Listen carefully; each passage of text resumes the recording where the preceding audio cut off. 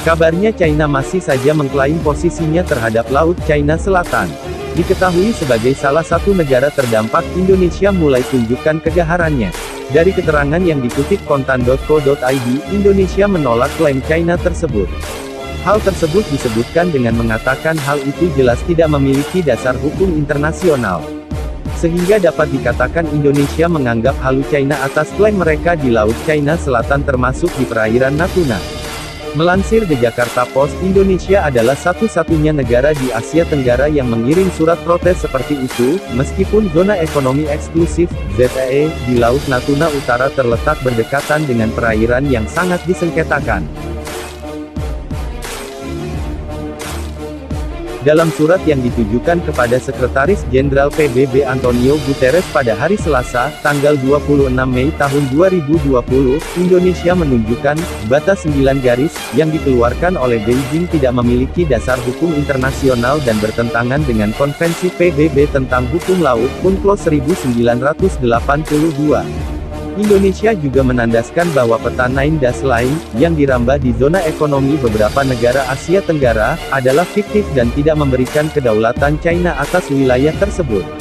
Sementara itu, Beijing juga merespon Indonesia dengan mengirim surat diplomatik yang menunjukkan bahwa tidak ada sengketa wilayah antara China dan Indonesia di Laut China Selatan.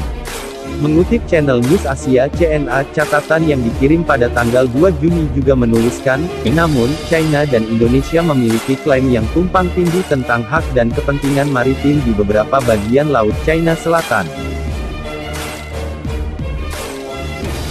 Tiongkok bersedia menyelesaikan klaim yang tumpang tindih melalui negosiasi dan konsultasi dengan Indonesia, dan bekerja sama dengan Indonesia untuk menjaga perdamaian dan stabilitas di Laut China Selatan.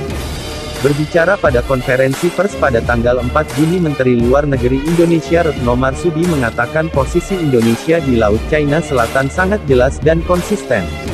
Dia mengatakan, Indonesia ingin menegaskan kembali posisi yang konsisten, dalam menanggapi klaim China di PBB bahwa ia memiliki hak bersejarah di Laut China Selatan yang dapat mempengaruhi zona ekonomi eksklusif Indonesia, ZEE.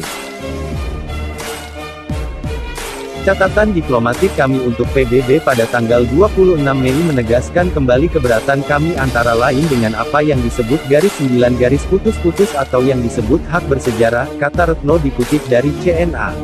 Pengamat hubungan internasional Teuku Reza Shah mengatakan kepada CNA, saya pikir Indonesia cukup percaya diri dalam menyatakan posisinya di PBB. Ini adalah cara damai untuk mengungkapkan keprihatinan, ini adalah cara diplomatik dari posisi Indonesia.